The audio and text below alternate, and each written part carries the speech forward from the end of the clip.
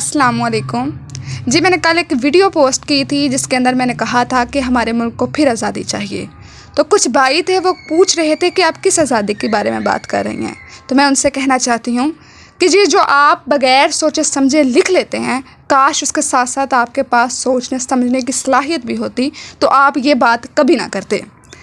मैं उस आज़ादी के बारे में बात कर रही हूँ जिसमें सूद ना खाया जाए, जिसमें नाहक ना खाया जाए, जिसमें माल झूठ बोल कर ना बेचा जाए, जहाँ पर रिश्वत ना ली जाती हो, जहाँ पर नाइंसाफ़ी ना होती हो, जहाँ पर सिर्फ गरीबों को सज़ा ना दी जाती हो और अमीरों को माफ़ ना कर दिया जाता हो, जहाँ सिर्फ सिफारिश से नौकरियाँ ना मिलती हों, जहाँ पर गरीब आवाम भूख से ना मरती हो, जहाँ की आवाम गंदा पानी ना पीती हो, जहाँ की आवाम सड़कों पर ना रुलती हो और इतनी बेरोज़गारी ना हो कि किसी का बाप, किसी का भाई, किसी का बेटा और किसी का शोहर अपने घर का निज़ाम चलाने के लिए ये देश छोड़कर चला जाए। और ये सब कुछ भी यहीं होता है। शायद आप देख नहीं पाते या फिर आप अंधे हैं, और ये मुसलमान कभी भी नहीं करता।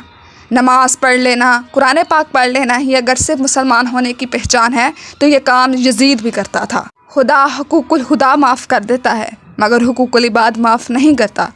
आप शायद इन बातों को सोचना ही नहीं चाहते और ना ही समझना। मुझे एक भाई बड़े रौब से कहने लगे कि अगर आपको इतनी आज़ादी की परवाह है तो आप किसी और मुल्क चली जाएं, इसराइल या इंडिया, वहाँ आपको आज़ादी मिल जाएगी। मैं सोचती हूँ शायद इनके अंदर खौफ खुदा ही नहीं है। और रही बात गैरत की, तो इस हुकूमत ने ही एक बेटी को काफिरों के हवाले कर दिया है और इत्मीनान से बैठी है और उसके ऊपर अवाम भी चुप है, तो आप दूसरी दफ़ा भी अपनी बेटी बेचते हुए ज़रा नहीं कांपेंगे, आप ज़रा भी नहीं डरेंगे। ये सारी बातें बड़ी अफसोसनाक और शर्म दिलाने वाली हैं, मगर ये हकीकत हैं, और जहाँ जो भी हकीकत बोलता है वो बुरा ही लगता है। और आप अपना गुस्सा मेरे कमेंट्स में निकालने के बजाय अगर किसी हक बात पर निकाल दें तो शायद आप सच्चे मुसलमान भी बन जाएं और सच्चे पाकिस्तानी भी।